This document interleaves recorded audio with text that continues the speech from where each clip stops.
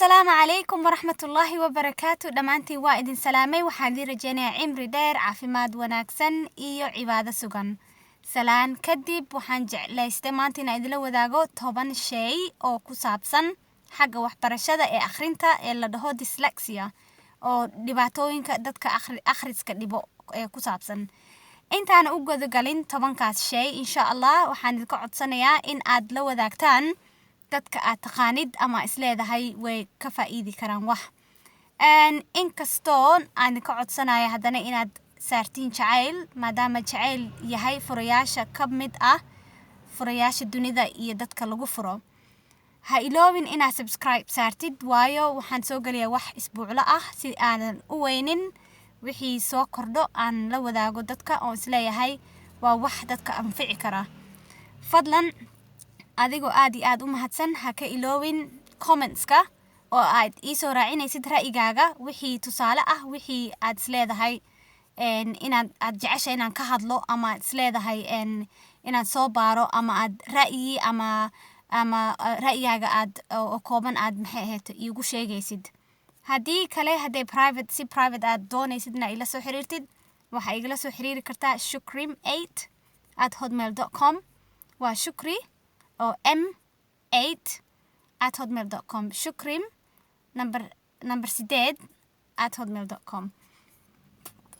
marka waataan idin sheegay 10 waxyaabood oo maxay ahayd xagga waxbarashada siba akhrinta ugu adkaato caruurta ama qof weyn noqon kara caruur maadaama caruurta badana aan ka hadlo waxaa lagu garan karaa ilmahaaga in oo dyslexia qabo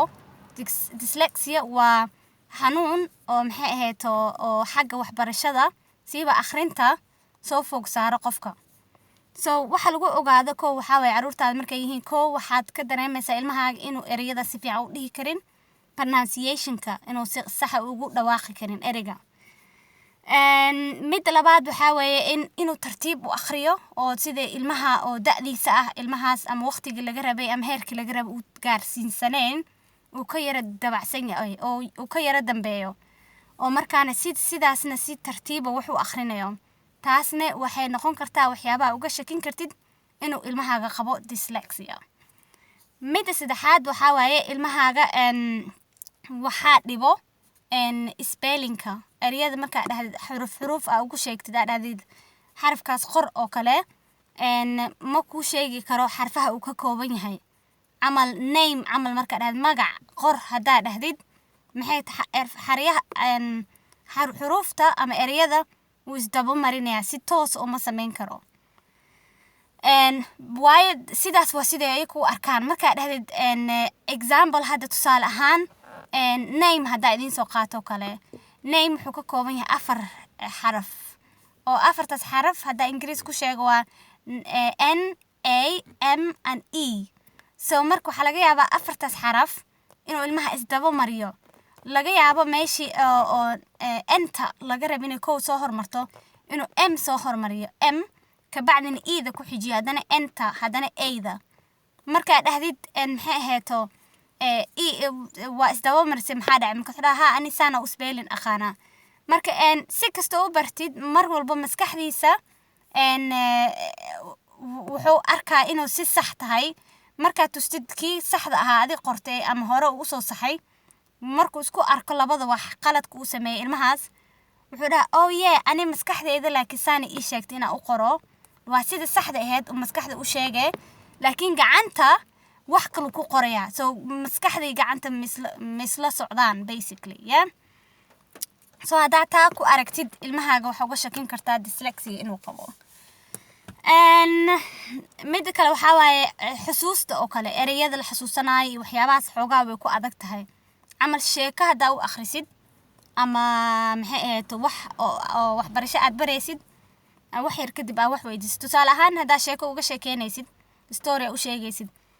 dhahday okay story maxaa dhacay iiga sheekay maxaa ka fahantay ama su'aalo qaas ah toos ah weydiisid waxa laga yaabaa inay waqti badan ku qaadato ama ay ma aragtay ay ku adagtay inay xasuusato ama xasuustaan marka taas hadaa ku aragtid oo badan soo laalaabato waxaa laga yaabaa ilmaha inuu dyslexia leeyahay ama kusoo socoto. So waa inaad isha ku haysid oo la sii socotid si aad u hubsatid ka bacdina dadka muhiimka ah ee ku sheegi karo oo hubsan karo waxa inay jiraan in kale aad la tiigsatid. midda saddexaad waxa weeye waxay necab yihiin inay qoraalka badanaa waxay isku dayaan qoraalka inay ka warwareegsadaan inaa wax qor markaa dhahdid iyo niyad iyo inay ku dhibsanayaan ka dareemaysaa. waxay jecel yihiin ilmahaas dyslexia qabo oo ah cudurka xagga waxbarashada oo siiba akhrinta oo ka soo abaaro. way hadal jecel yihiin ilmahaas.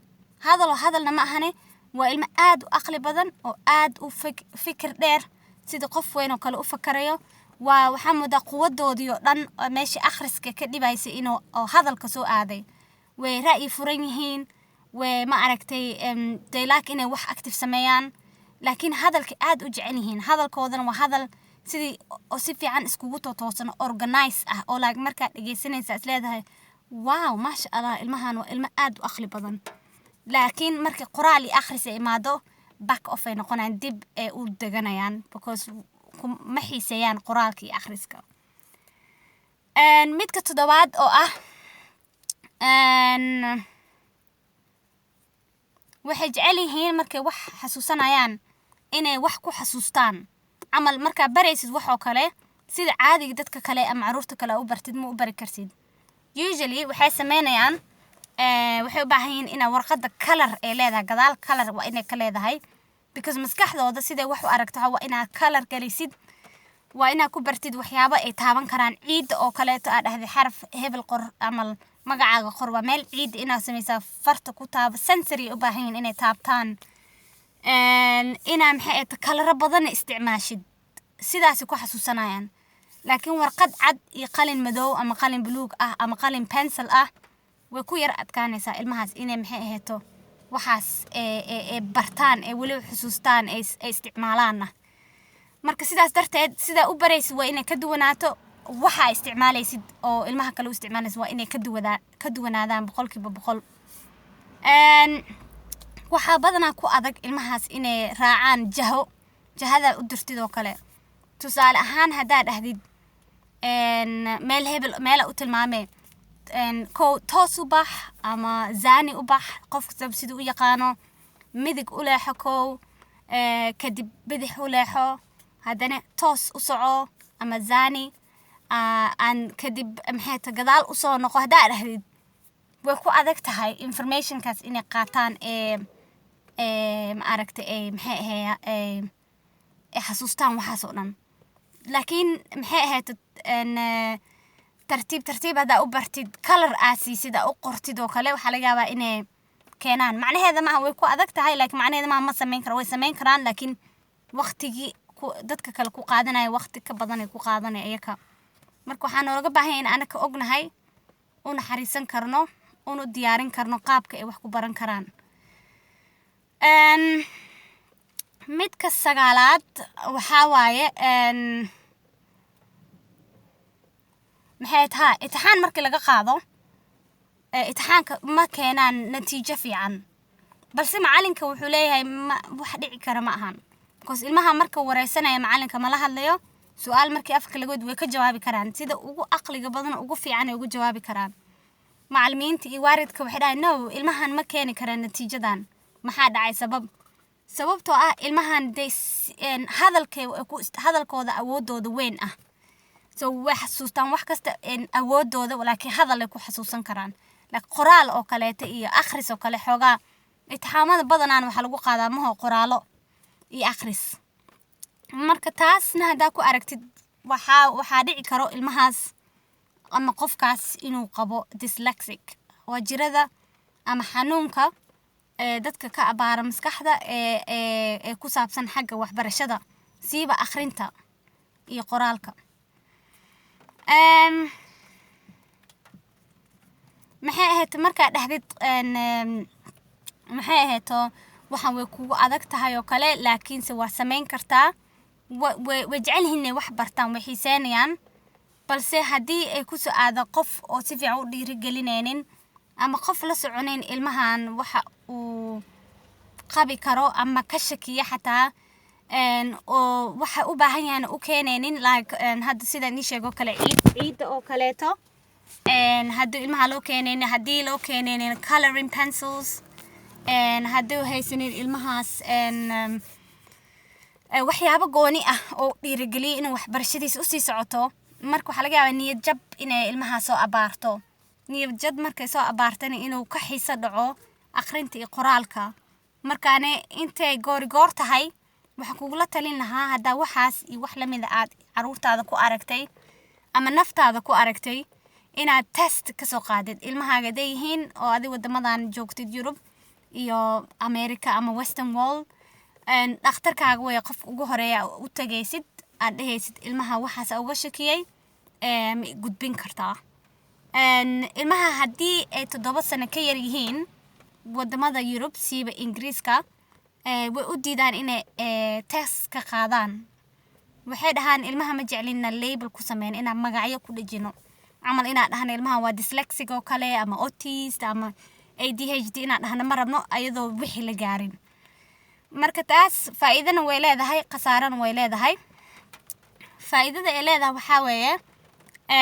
waxa laga yaabaa ilmahaas inuu waqti yar oo kooban arintaas haysan doonto oo ka bacdi ka bixi doono qasaarada ay leedahayna waxa weeye hadii ilmaha ay runtahay ay qabaan amal tusaale ahaan maadaama maanta ka hadlaya dyslexic adoo dyslexic qabo oo lagu dhaho lagama qaadayo test oo lama dhahayo ilmaha dyslexic oo qaba ama ma qabo waa la sugayaa intuu gaaro 7 jir tan waxa laga yaabaa ilmahaas inuu SATs uu jiro SATs usually inta waxa laga qaadaa imtixaanka galaaska labaad marka ilmahaaga hadii laga qaado imtixaankaas uu iskoolkan u aqoonsaneen oo loo ogeyn ilmaha inuu dhibkaas qabo waxa dhici karto marka in darajadiisa darajo ka hoose uu helo ama ay hesho marka taas waa nasiib daro samahan waana xaq daro oo qofka laga galayo sababtoo ah hadii macallimiinta ay og yihiin imtixaanka testiga laga qaado waalidkana og yahay dhakhtarkana og yahay dan ilmahaas wixii ku haboon la siinayaa tusaale ahaan hadii lagu soo cadeeyo ilmahaas inuu dyslexic qabo waxa la siinaa waqti ka dheer maadaama qoraalkii akhriska dhibayo waqti ka dheer la siinayaa sida test looga qaadayo wax yar uu ka yara duwan yahay markaas waxa laga yaabaa taas waxay ka caawinaysaa maadaama ilmaha aad u aqli badan yihiin balse aqrinta iyo qoraalka xoogaa ma aragtay ay u arkaan challenge dhibaato ama marka waxaas waxa laga inay garab siiso oo meeshii laga rabay ama ay keenaan imtixaanka ama soo dhaweeyaan hadii kalena waa nasiib daro samahan qofkiyo oo loo aqoonsaneen dhibaatadiisa oo haddana laga dhigo dadka kale la meel dhigo aan nasiib darane keeni waa wixii laga rabo marka hadhow ilmahaas niyad jaba ku dhaci karo hadhow imtixaan markii laga qaado galaaska inkastoo galaaska la kala reebin wadamadan balse way arkayaan galaaska gudihiisa la kala fariisiyaa table oo la dhahayo adiga halka fariisanay ilmaha toos looma dhahayo adiga waa sareysa adna waa hooseysa lama dhahayo laakiin ilmaha fakarayo oo la socdo way dareemayaan ma aragtay wax qoraalo kala duwan iyo waxa la kala siiyaa kuwa hooseeya kuwa sareeya marka taas mid aan rabno ma ahan soo maadaama ilmaha wixii ilaahay keenay laakiin anaka waa inaan dadaalno intii awoodeena ah waxa ka shakisane waa inaa sida ugu degdega badan weydiisid macalinka ilmahaaga ra'yigooda aad dhahdid ani waxaana ka shakiyay aadna see kula tahay macalin maadaama aad ilmahan wax bartid oo maalintii kala bar aad adigaba ay kula joogaan macalinka ra'yiga soo qaado kadibna jibiga ama dhakhtarkaaga balan ka dhigo markaas ka bacdina kuwii ku haboona ku takhasusay ayaa test ka qaaday imtixaan ka bacdina hadduu ilmahaaga qabo waa lagu soo cadeynaya hadduu qabinna alxamdulillah laakiin Soomaalidu waxay dhahaan hubsiina halal siista so it's very important ina ilmahan soo hubsatid inta xaq ka gali lahayd oo hadhowna ka shalay lahayd oo waqtiga iyo ma aragtay garabka inta haysatid waa ina ka faa'iideysatid